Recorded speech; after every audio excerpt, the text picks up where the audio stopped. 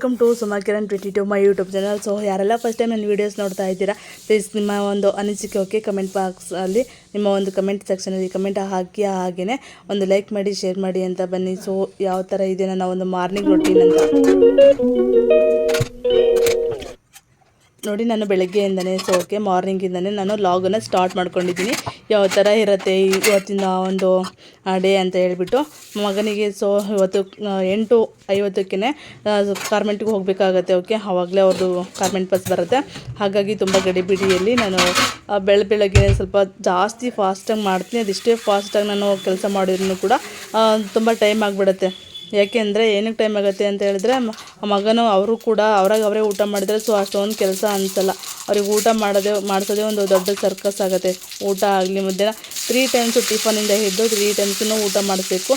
But ಸ್ಕೂಲಲ್ಲಿ ಅದು ಯಾವ ಥರ ಊಟ ಮಾಡ್ಕೊಂಡ್ಬಿಡ್ತಾರೆ ನಿಜ ನನಗಂತೂ ಗೊತ್ತಿಲ್ಲ. ಹಾಗಾಗಿ ಸೊ ನಾನು ಬೆಳಗ್ಗೆನೇ ಉಪ್ಪಿಟ್ಟು ಮಾಡ್ತಾಯಿದ್ದೀನಿ. ಓಕೆ, ಉಪ್ಪಿಟ್ಟು ಮಾಡ್ತಾ ಉಂಟು. ಸೊ ಮಾರ್ನಿಂಗಿಂದನೇ ನಾನು ಆದಷ್ಟು ಇಷ್ಟ ಆಗುತ್ತಾ ಇನ್ಮೇಲೆ ಡೈಲಿ ಅಪ್ಲೋಡ್ ಮಾಡೋದಕ್ಕೆ ಟ್ರೈ ಮಾಡ್ತೀನಿ. ಓಕೆ, ಹಾಗೆ ಯಾರೆಲ್ಲ ನೋಡ್ತಿದ್ದೀರಾ ಸೊ ಫಸ್ಟ್ ಟೈಮ್ ನಂತರ ಪ್ಲೀಸ್ ಸಬ್ ಮಾಡ್ಕೊಳ್ಳಿ, ಪೂರ್ತಿ ವೀಡಿಯೋಸ್ ನೋಡಿ ಸಪೋರ್ಟ್ ಮಾಡಿ ಅಂತ ಹೇಳ್ತಾ ಸೊ ಬನ್ನಿ ನೋಡ್ತಾ ಹೋಗೋಣ. ಹಾಗೆಯೇ ನೋಡಿ ನಾನೊಂದು 2 ಚಮಚ ಓಕೆ 2 ಚಮಚ ಅಷ್ಟು ನಾನು ನೀರು ಹಾಕ್ತೀನಿ. ಈ ಒಂದು ಮೆಜರ್ಮೆಂಟ್ ಯಾವ ಥರ ಅಂತ ಹೇಳಿದರೆ ನಾನೊಂದು ಲೋಟ ಓಕೆ ಒಂದು ಲೋಟದಲ್ಲಿ ಸೊ 1.5 ಲೋಟ ಅಷ್ಟು ರವೆ ತೊಗೊಳ್ತೀನಿ. ಎಲ್ಲರಿಗೂ ಗೊತ್ತೇ ಇರುತ್ತೆ ಸಾಮಾನ್ಯವಾಗಿ ಉಪ್ಪಿಟ್ಟು ಯಾವ ಥರ ಮಾಡಬೇಕು ಅಂತ, ಏನು ಸ್ಪೆಷಲ್ ಇಲ್ಲ. ಬಟ್ ನಾನು ಉಪ್ಪಿಟ್ಟಲ್ಲಿ ಏನು ಒಂದು ಇಂಗ್ರೀಡಿಯೆಂಟ್ಸ್ ಯೂಸ್ ಮಾಡ್ತೀನಿ ಅಂತ ಹೇಳಿದರೆ ಸೊ ಎಂಥ ಕ್ಯಾರೆಟ್. ಓಕೆ, ಕ್ಯಾರೆಟನ್ನು ನಾನು ತುರಿದು ಹಾಕ್ತೀನಿ ಅಥವಾ ಹೆಚ್ಚಾಕ್ತೀನಿ. ನಾನು ಕ್ಯಾರೆಟ್ ಇದ್ದಾಗ ಜಾಸ್ತಿ ಉಪ್ಪಿಟ್ಟು ಚಿತ್ರಾನ್ನ ಜಾಸ್ತಿ ಮಾಡ್ತೀನಿ. ಓಕೆ, ನೋಡ್ತಾ ಇರ್ಬೋದು. ಇನ್ನೊಂದು ಕಡೆ ಸೊ ರವೆನ ನಾನು ಹುರ್ಕೊಂಡಾದ್ಮೇಲೆ ಅದು ಕುದಿಬೇಕಾದ್ರೆ ಸೊ ಹಾಕ್ತೀನಿ. ಕೆಲವರು ಹಾಗೆ ರವೆನ ಫ್ರೈ ಮಾಡ್ಕೊಳ್ತಾರೆ ಎಣ್ಣೆಯಲ್ಲಿ. ಸೊ ನಾನು ಎಣ್ಣೆಲೆಲ್ಲ ಫ್ರೈ ಮಾಡ್ಕೊಳ್ಳಲ್ಲ, ಹಾಗೆ ಒಣ ರವೆನ ಹುರಿತೀನಿ.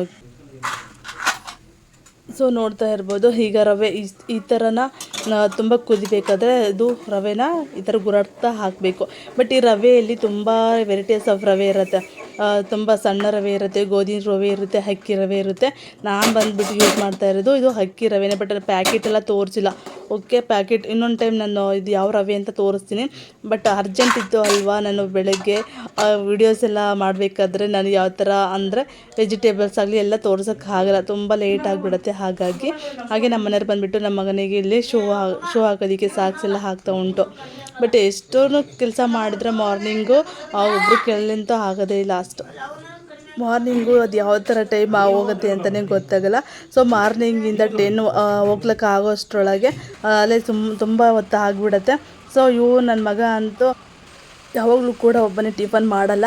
ಹಾಗಾಗಿ ತುಂಬ ಟೈಮ್ ಆಗಿತ್ತು ಅಂತ ಹೇಳ್ಬಿಟ್ಟು ಸಾಕ್ಸು ಶೂ ಎಲ್ಲ ಹಾಕ್ಬಿಟ್ಟು ಹೊರಗೆ ಕೂರಿಸ್ಬಿಟ್ಟು ನಾನು ಟಿಫನ್ ಮಾಡಿಸ್ತಾ ಇದ್ದೀನಿ. ಸೊ ಹಾಗೆಯೇ ನಮ್ಮ ಮನೆಯವರು ಮಳೆ ಬರ್ತಾ ಇದೆ ಅಂತ ಹೇಳ್ಬಿಟ್ಟು ಛತ್ರಿ ಎಲ್ಲ ತೊಗೊಂಡು ಅವ್ನ ಬ್ಯಾಗ್ ತೊಗೊಂಡು ಅವನಿಗೆ ಕರ್ಕೊಂಡು ಹೋಗ್ತಾ ಇದ್ದಾರೆ. ಸೊ ಅವನು ಹೋಗ್ತಲೇ ಇರ್ತಾನೆ, ತಿರುಗಿ ನೋಡೋದು ಇಲ್ಲ. ಅವನು ಹೋಗ್ತಾ ಅಂದರೆ ಮುಗೀತು. ಈಗ ಇವಳಿಗೆ ರೆಡಿ ಮಗಳಿಗೆ ಸ್ವಲ್ಪ ಲೇಟ್ ಸ್ಕೂಲು, ಹಾಗಾಗಿ ಅವಳು ಬೇಗ ಹೇಳೋದಿಲ್ಲ. ಒಂದು ಮಗ ಹೋಗಿ ಒಂದು 10 ಮಿನಿಟ್ಸಿಗೆ ಎದ್ದೇಳ್ತಾಳೆ. ಇವತ್ತು ಸ್ಕೂಲಿಗೆ ಕಳಿಸಿಲ್ಲ ಅವಳಿಗೆ. ಸೊ ಎಂಥ ಕೆಲಸ ಆಗಿರಲಿಲ್ಲ. ಬೇಗ ಎಲ್ಲ ಕೆಲಸ ಮಾಡಿಕೊಂಡು ಎಲ್ಲ ಜೋಡಿಸ್ಬಿಟ್ಟು ಅಡುಗೆ ಕಿಚನ್ ರೂಮ್ ಎಲ್ಲ ಕ್ಲೀನ್ ಮಾಡಿಕೊಂಡು ಆಮೇಲೆ ಮಗಳಿಗೆ ರೆಡಿ ಮಾಡಿಸ್ಬೇಕು. ಸೊ ಅವಳು ಬಂದುಬಿಟ್ಟು 9:45ಗೆ ಆ ಥರ ರೆಡಿ ಆಗ್ತಾಳೆ. ಅಷ್ಟರೊಳಗೆ ಎಲ್ಲ ಕೆಲಸನ ಮಗ ಹೋಗಿ ಸ್ವಲ್ಪ ಹೊತ್ತಿಗೆ ನಾನು ಕಿಚನ್ ರೂಮ್ ಎಲ್ಲ ಕ್ಲೀನ್ ಮಾಡ್ಕೊಳ್ತೀನಿ. ನೆಕ್ಸ್ಟ್ ಏನಾದರೂ ಕೆಲಸ ಇದ್ದರೆ ಬೇಗ ಮಾಡ್ಕೊಂಡ್ಬಿಡ್ತೀನಿ. ಸೊ ಇದು ಬಂದುಬಿಟ್ಟು ಅವರಿಗೆ ಎನಿ ಟೈಮು ಯಾವುದಾದ್ರೂ ಫ್ರೂಟ್ಸ್ ಕಳಿಸ್ತಾ ಇರಬೇಕು. ಹಾಗಾಗಿ ನಮ್ಮನೇಲಿ ಜಾಸ್ತಿ ಪಪ್ಪಾಯ ತೊಗೊಂಬರೋದು.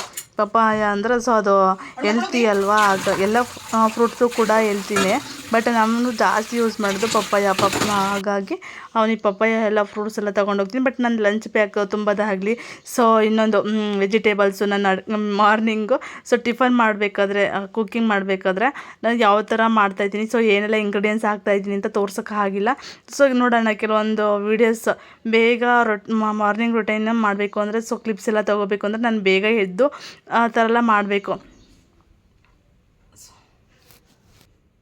ನನ್ನ ಮಗಳಿಗೋಸ್ಕರ ಈ ಜೋಲಿ ಕಟ್ಟಿರೋದು. ಸೊ ಏನಕ್ಕೆ ಜೋಲಿ ಕಟ್ಟಿದ್ದೀನಿ ಅಂದರೆ ಅವಳು ಕೆಳಗಡೆ ಮಲಗಿದ್ರೆ ಬೇಗ ಮಲಗಲ್ಲ. ಹಾಗಾಗಿ ಜೋಕಾಲಿನ ಕಟ್ಬಿಟ್ಟು ಅವಾಗವಾಗ ಮಲಗಿಸ್ತಾ ಇರ್ತೀನಿ. ಈಗಲೂ ಕೂಡ ಇವಳು LKG, ಹಂಗಾದ್ರೂ ಕೂಡ ಜೋಕಾಲಿಯಲ್ಲಿ ಮಲಗಿಸ್ತೀನಿ.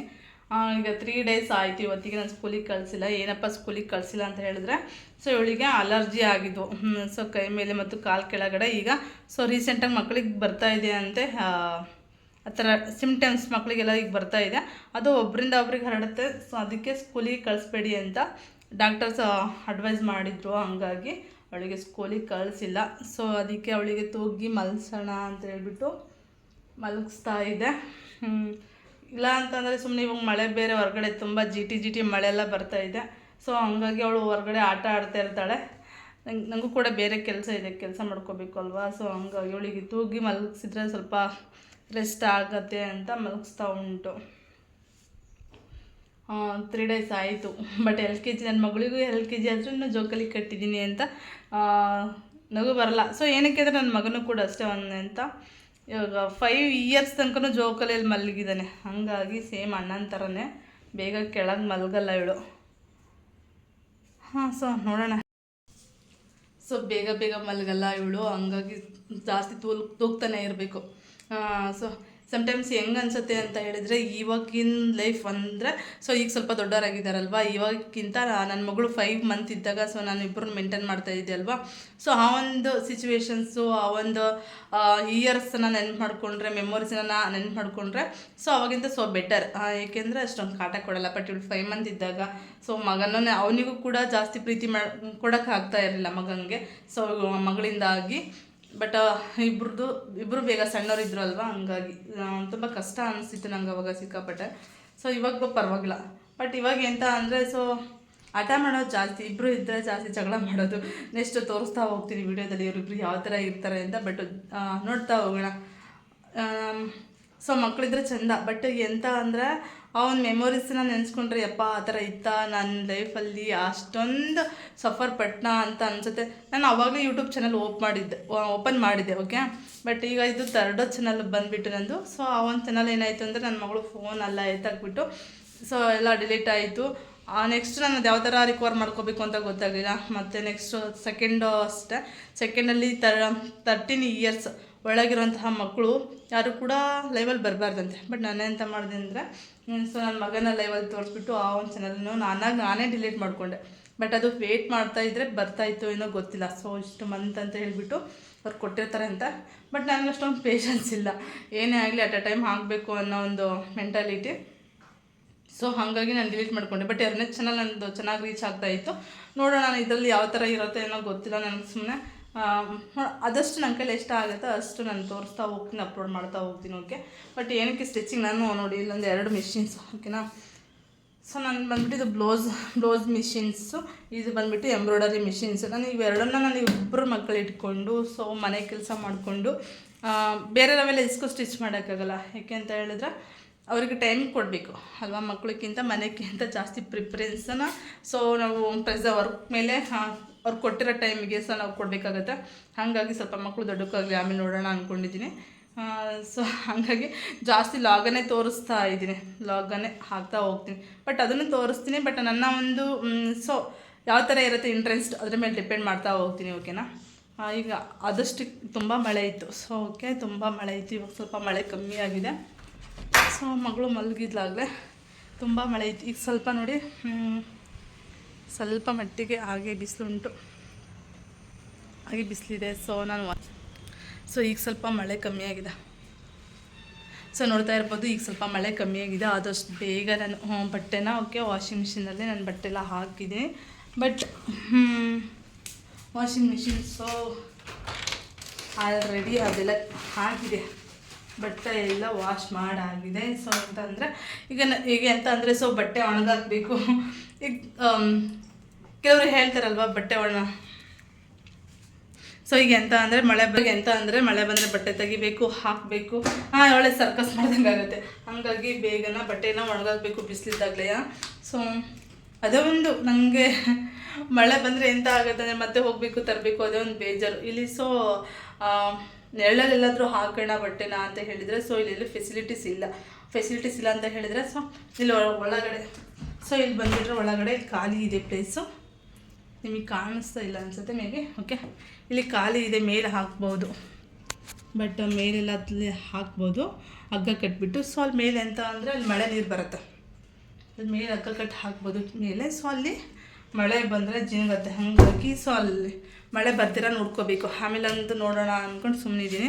ಬಟ್ ಆದಷ್ಟು ತುಂಬ ಮಳೆ ಏನಿಲ್ಲ, ಸ್ವಲ್ಪ ಸ್ವಲ್ಪ ಜಿಟಿ ಜಿಟಿ ಜಿಟಿ ಬರ್ತಾ ಉಂಟು. ಅದು ಜೋರಾಗಿ ಬಂದು ಹೋದರೆ ಎಂತ ಆಗೋಲ್ಲ, ಸ್ವಲ್ಪ ಸ್ವಲ್ಪ ಜಿಟಿ ಜಿಟಿ ಅಲ್ವಾ, ಹಾಗಾಗಿ ಓಕೆ.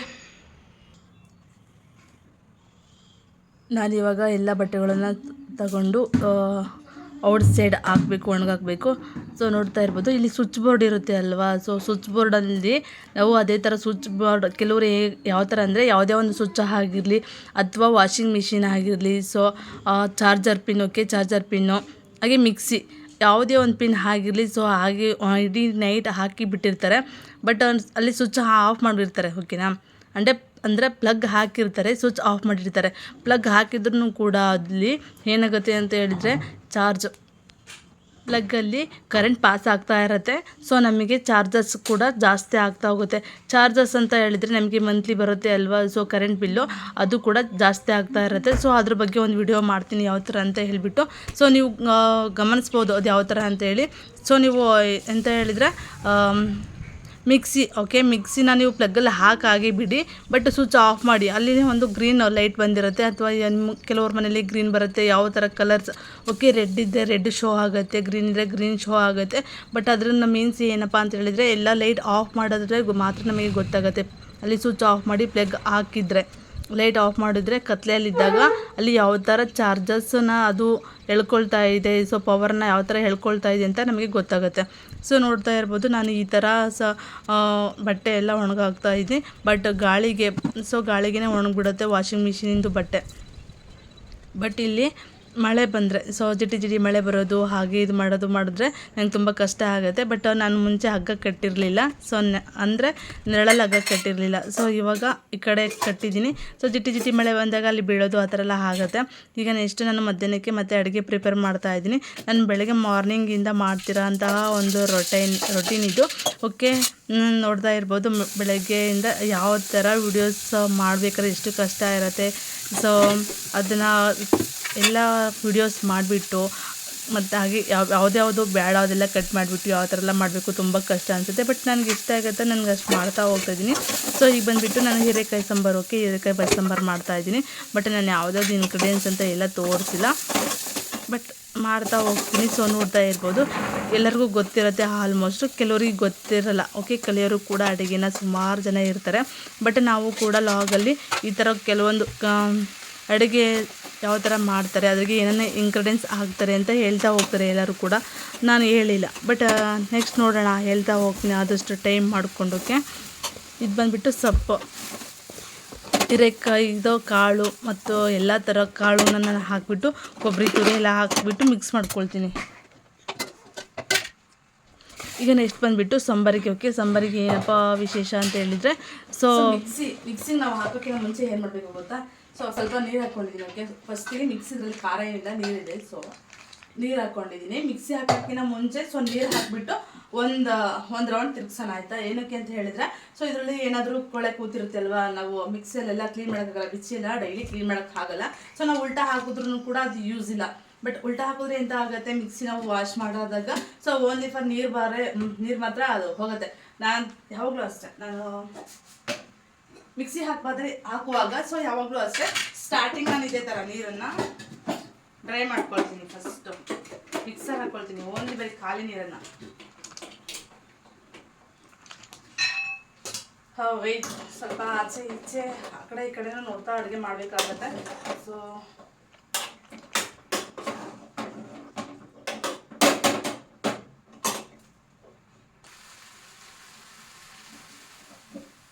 ನೋಡಿ, ಬರೀ ಖಾಲಿ ಗ್ರೈಂಡರ್ಗೆ ನೀರು ಹಾಕ್ಬಿಟ್ಟು ಸೊ ನಾನು ಮಿಕ್ಸ್ ಹಾಕ್ಕೊಳ್ತಾ ಇದ್ದೀನಿ.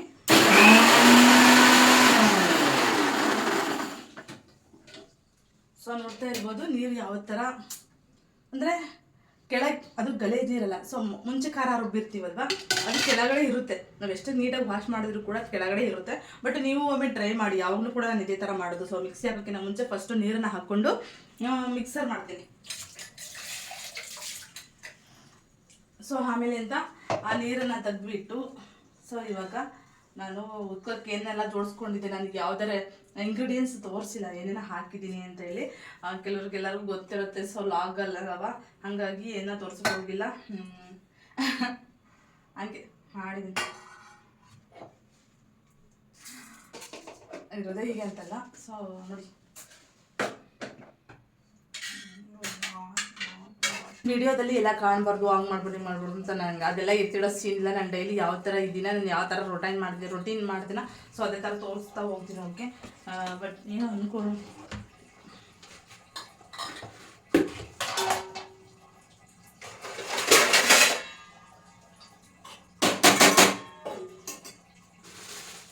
ಈಗ ಹುಣಸೆ ಹಣ್ಣು ಸ್ವಲ್ಪ ಬಸ್ಸಾರು ಅಂತಾರಲ್ವ, ಇದಕ್ಕೆ ಜಾಸ್ತಿ ಏನಪ್ಪ ಅಂದರೆ ನಾನು ಹುಣಸೆ ಹಣ್ಣು ಮತ್ತು ಜೀರಿಗೆ ಹಾಗೆ ಬೆಳ್ಳುಳ್ಳಿನ ಜಾಸ್ತಿ ಯೂಸ್ ಮಾಡ್ತೀನಿ.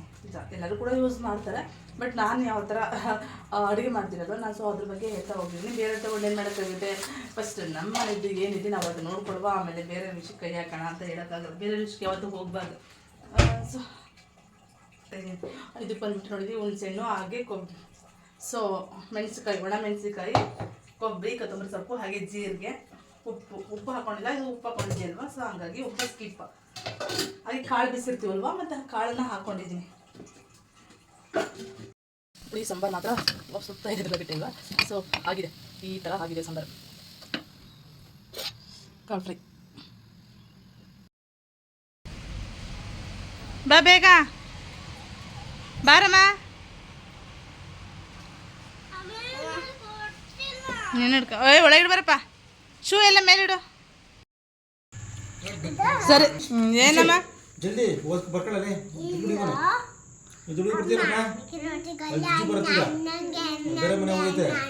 ನಿಮಗೆ ಬೇಡ ಊಟ, ಊಟ ನಿನ್ನೆ ಉಣ್ಣು ಬಂದಿಲ್ಲ. ಬರ್ತೀಯಲ್ಲ, ಕೊಟ್ಟೆ ಬರಪ್ಪ, ನಾಳೆಗೆ ಕನ್ನಡ ಕೊಟ್ಟಿರಪ್ಪ, ಜಲ್ದಿ ನಿಂಗೆ ಗೊತ್ತಿರದೆ ಪಟ ಪಟ ಬರೆದು ಮುಗಿಸ್ಬೇಕು. ಈ ಹುಡುಗಿ ನೋಡ್ರಿ, ಜಿಜಿ ಬರ್ದೈತೀಗ, ಯಾರಿಗಮ್ಮ ಅದು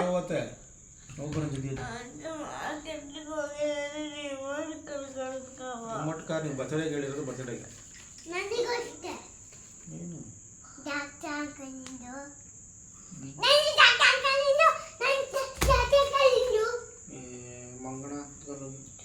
ಏನು ಮಂಗಣ मम्मी की रोटी गोल गोल, पापा के बिंदिया हेड़े अब फोड़ती है जले रीड़, पापा के पैसा गोल गोल, डैडी के बिंदिया गोल गोल, मम्मी के रोटी ಆ ಮೊಬೈಲ್ ಹೊಡೆದ मत नोडु ಖಾರ ಮಂಡಕ್ಕಿ bonda. Watch this next video.